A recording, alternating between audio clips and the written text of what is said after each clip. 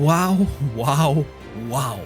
King of the Dwarfs, Underground City Builder hat bei mir etwas geschafft, was es schon ganz lange nicht mehr gab, nämlich mich mit seiner gerade erschienenen Demo als übrigens absoluter Dungeon Keeper Fan derart gefesselt, dass ich diese direkt zweimal durchgespielt habe. Nein, sogar förmlich verschlungen habe.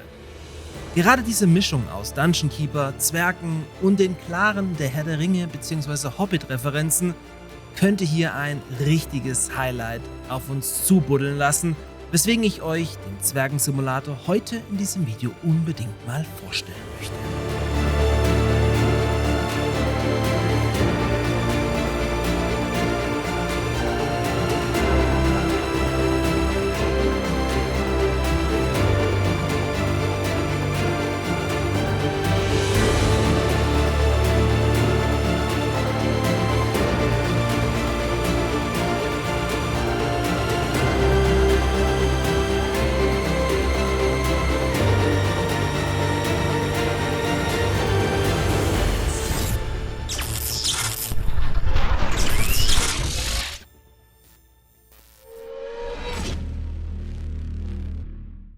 Dieses Video wird euch von meinem Dauerpartner Instant Gaming präsentiert, bei welchem ihr in der Regel alle Videospiele zum Teil deutlich günstiger bekommt als über Steam und Co. direkt.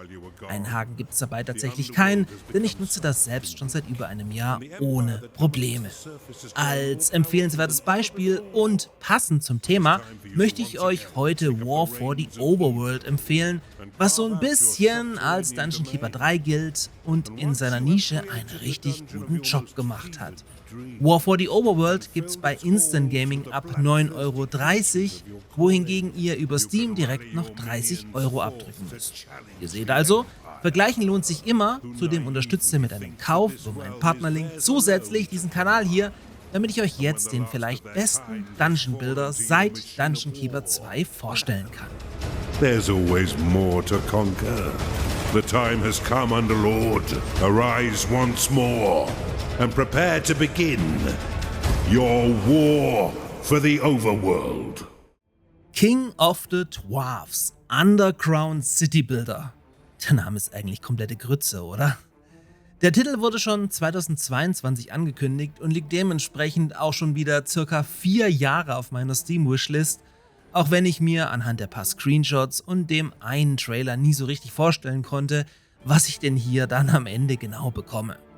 Das sah aber direkt nach Dungeon Keeper aus und hey, dafür bin ich halt auch aufgrund von fehlenden Alternativen einfach sofort interessiert dabei. Im Spiel baut ihr in einem Berg ein Zwergenreich auf, welches euch gedanklich direkt nach Erebor in den einsamen Berg führt, in welchem der Drache Smaug über den Schatz der Zwerge wacht. Weit im Osten, hinter Gebirgen und Flüssen, liegt ein einsamer einzelner Berg. Die Zwerge sind fest entschlossen, ihre Heimat zurückzuerobern.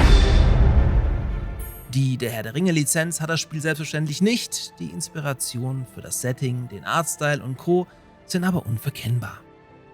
In der jetzt auf Steam verfügbaren Demo startet ihr mit 4 Zwergen, nennt sie von mir auch gerne Imps, die ihr aber anders als in Dungeon Keeper nicht nur zum Gängen und Räumen graben einsetzt, sondern diesen auch Berufe zuordnen könnt.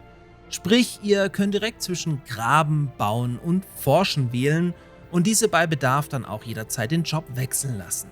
Ganz klassisch beginnt ihr einen Schlafbereich sowie eine Bibliothek zum Forschen auszugraben, ehe er plötzlich feststellt, dass King of the Dwarfs zwar das Grundprinzip übernimmt, das Ganze dann aber mit ganz vielen eigenen Ideen erweitert.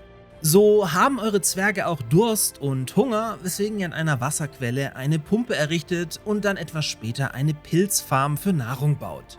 Auch ressourcentechnisch gibt es nicht nur Gold und Mana wie im Original, sondern auch Wurzeln für Holz, festen Stein für Gebäude, den ihr zudem weiterverarbeiten müsst und natürlich auch Eisen und Gold. Je nachdem, wie viele Betten ihr errichtet, können sich weitere Zwerge eurer Festung im Berge anschließen, welche ihr dann noch ein gutes Stück später auch zu Militäreinheiten befördern könnt, um euch gegen Orks zu verteidigen, die ebenfalls scharf auf die Ressourcen im Inneren des Berges sind. Nach ein bisschen Eingewöhnungsphase, in welche ihr euch, wie gesagt, super schnell wie anno 1999 in Dungeon Keeper zu Hause fühlt, macht das Spiel dann noch ein Fass auf. Also Bier gibt's später auch, aber ich meine jetzt das Graben nach oben und unten, was das Ganze dann auf ein ganz anderes Komplexitätslevel hieft. Zudem müsst ihr für viele Gebäude wie die Brauerei die Deckenhöhe anheben, da sie sonst nicht ins Gewölbe passen möchte. Scheinbar, das schneidet die Demo zumindest an, könnt ihr so später auch Statikprobleme bekommen, weswegen ihr auch Säulen einsetzen könnt, um für mehr Stabilität zu sorgen. Die Demo endet dann nach ca. 2 Stunden, nachdem ihr einen Thronsaal für euren König errichtet und dann den ersten Ork-Angriff abgewehrt habt. Probiert das aus, unbedingt spielen, nehmt euch die Zeit, lohnt sich total, versprochen.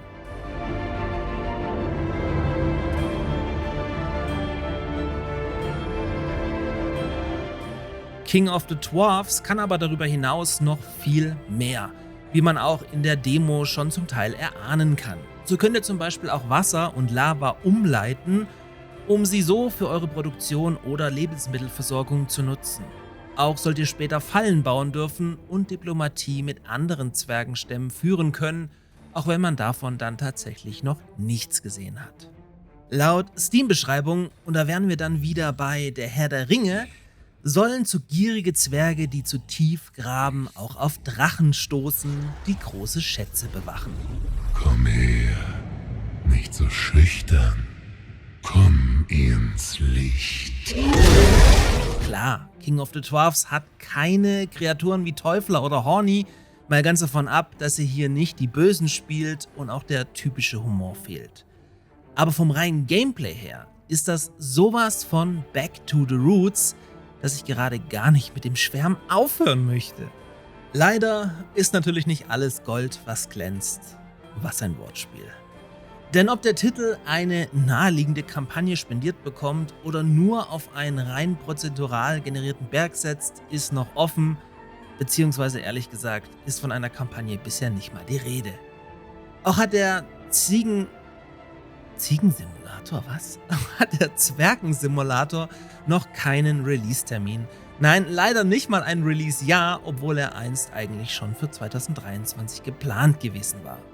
Aber hey, bis es soweit ist, spielen wir einfach die Demo und War for the Overworld, natürlich am besten gekauft via Zocker Lounge Reflink bei Instant Gaming. In diesem Sinne, unbedingt Abo dalassen, damit ich euch hierüber auf dem Laufenden halten kann und dann bis zum nächsten Mal.